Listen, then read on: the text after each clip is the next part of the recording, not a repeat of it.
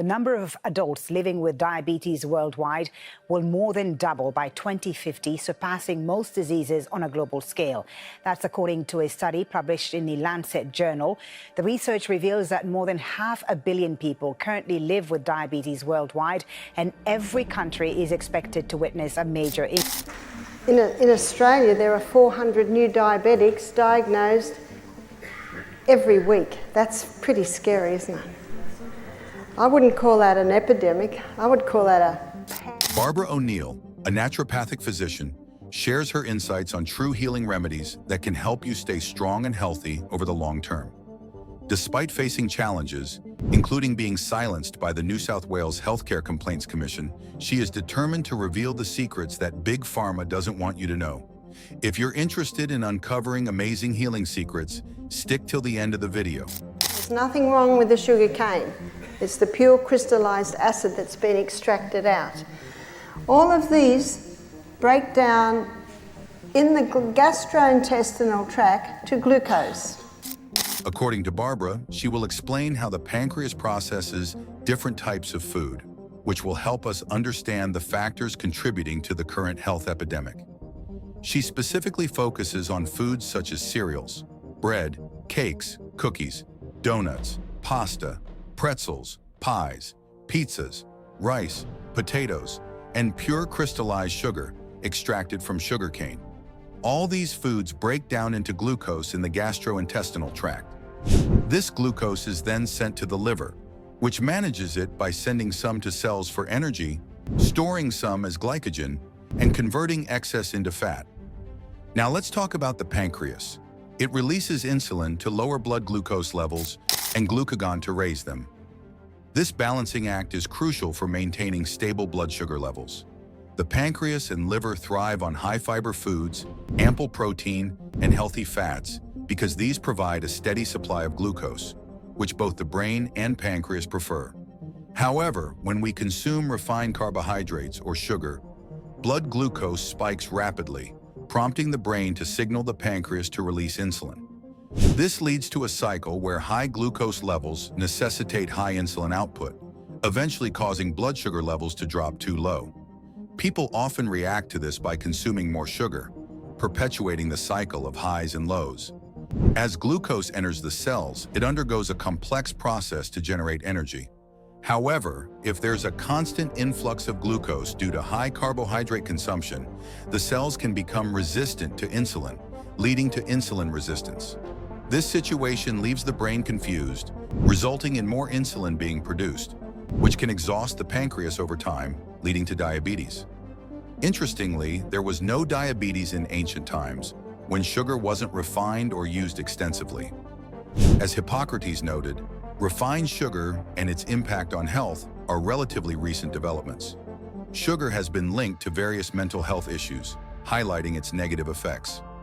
In the 1950s, wheat underwent extensive crossbreeding to increase yield, resulting in hybridized varieties that spike blood sugar more rapidly than traditional grains. This hybridized wheat, rich in a starch called amylopectin A, contributes to quick increases in blood sugar levels. In contrast, other starches, like those found in legumes, provide a more stable energy release. The glycemic index, GI, helps us understand how quickly different foods break down into glucose. Foods with a GI above 55 are considered high, while those below are low. For instance, cherries and grapefruit have low GI values, making them good options for managing blood sugar. Refined wheat products often have high GI values, even exceeding that of sugar. Wholemeal products, although they contain fiber, can still spike blood sugar levels significantly due to the presence of amylopectin A.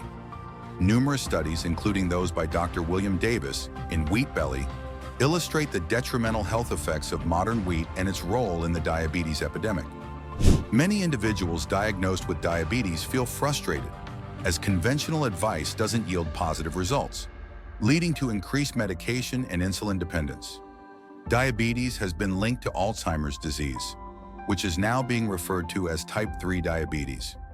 This connection highlights the brain's vulnerability to fluctuations in blood sugar. Our brains require a consistent supply of glucose, And when that supply is compromised, mood and cognitive functions can suffer. By understanding these mechanisms, we can begin to address the underlying causes of these health issues, reducing certain products in consumption, like this. According to Dr. O'Neill, individuals with diabetes should avoid refined sugar. If someone's a diabetic, until their pancreas starts working properly, they really shouldn't be having maple syrup or honey, things like this. Eventually they will, but how quickly did this man's pancreas respond? Including maple syrup and honey, until their pancreas starts functioning properly. Although refined sugar doesn't directly cause diabetes, but it's associated with an increased risk of developing type 2 diabetes, primarily through its link to obesity and insulin resistance. High sugar intake, especially from sugary drinks, contributes to weight gain, which is a major risk factor for type 2 diabetes, where the body's cells don't respond effectively to insulin. While some studies show a correlation between high sugar consumption and diabetes rates, others suggest that overall caloric intake and body weight are more influential. Health organizations recommend limiting added sugars to no more than 10% of daily calories, with some advocating for even lower levels.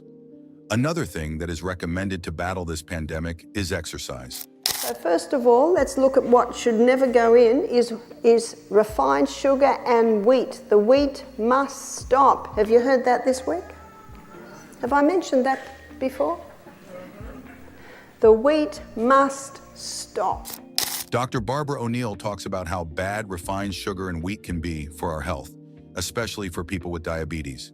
She shares a story about a young guy who learned to manage his low blood sugar without sugary snacks by exercising and tapping into his glycogen stores. It shows how important being active is for keeping blood sugar levels in check. She really emphasizes ditching refined sugar, wheat, and caffeine because they can mess with insulin and overall health. Plus, she mentions that dairy can cause issues too. If your body can't break it down properly, it can trigger an immune response that accidentally attacks the insulin-producing cells in your pancreas. O'Neill points out that a lot of people start their day with these foods, which might be making their health problems worse. It's all about making better choices. If you want to prevent diabetes and if you want to conquer diabetes, what type of exercise will turn diabetes around? Interval training. Dr. Barbara O'Neill emphasizes the power of interval training to help manage diabetes. She describes it as a mix of high-intensity bursts, like running for your life, followed by recovery periods. The idea is to push hard for about 20 to 30 seconds, then take a longer recovery of around 3 to 4 minutes. This kind of training boosts blood flow to all cells, including the pancreas, which can help improve its function. As you exercise intensely, your body uses energy more efficiently, leading to a buildup of lactic acid. During recovery, your liver converts that lactic acid back into energy, meaning you're still burning calories even when you're not at peak intensity. O'Neill points out that kids naturally do this through play, short bursts of energy followed by breaks. She highlights that many people skip exercise due to time constraints, but even short intervals can be incredibly effective. By regularly practicing interval training, you can improve insulin sensitivity and tackle insulin resistance quickly, sometimes within just a week.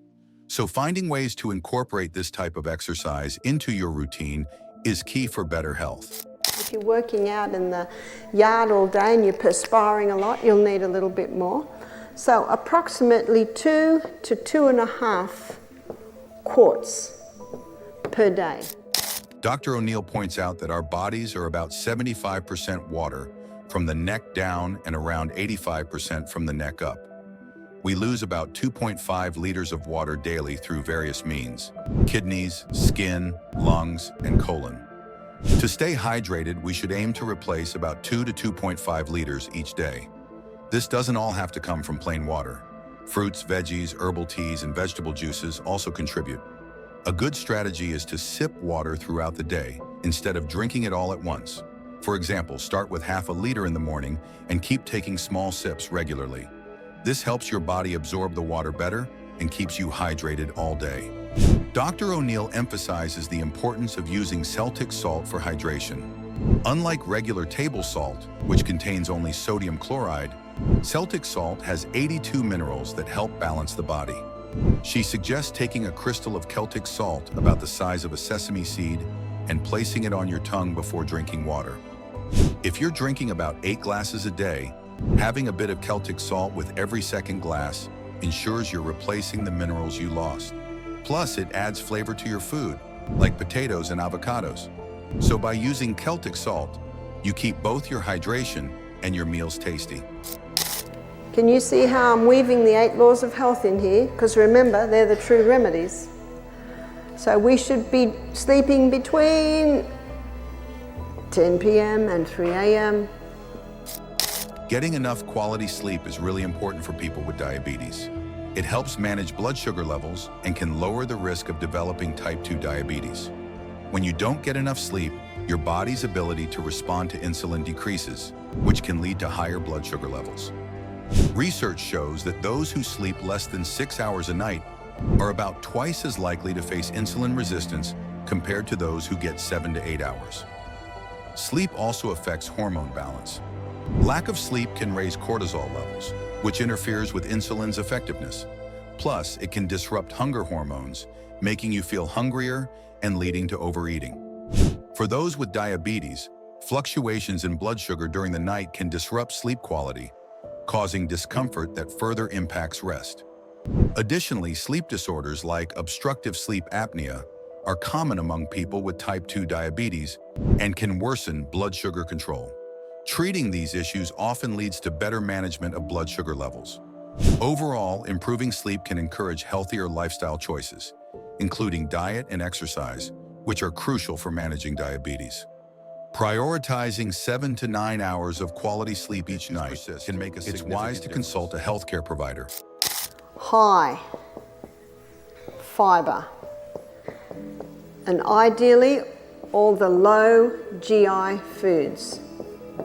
So vegetables, vegetables, vegetables. The only vegetable that is really high is your potato. To manage diabetes effectively, focusing on high fiber and low glycemic index GI foods is key. Start with plenty of vegetables, as they're generally low in calories and high in nutrients. While potatoes are a staple, opt for sweet potatoes instead, as they have a lower GI and provide a slower release of glucose. Fruits are important too, but be mindful of their GI. For instance, bananas have a higher GI because of their loose fiber structure, which allows glucose to enter the bloodstream quickly.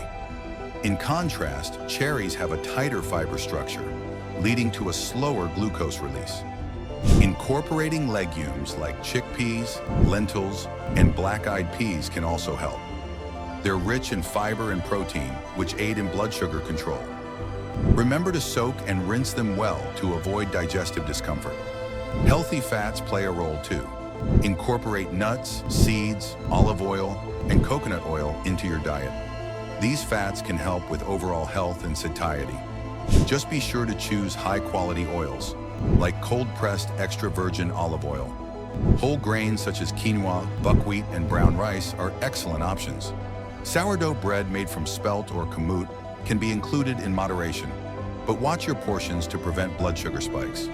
Overall, a diet rich in low GI foods, legumes, healthy fats, and whole grains can support blood sugar management and overall health. If you're not sure where to start, consider tracking your blood sugar levels to see how different foods affect you, and adjust accordingly and beat this pandemic. Thanks for tuning in. We hope you found Barbara O'Neill's insights on managing diabetes helpful. What changes have you made or are considering to improve your health? Share your thoughts in the comments below. And don't forget to subscribe for more updates and tips. See you next time.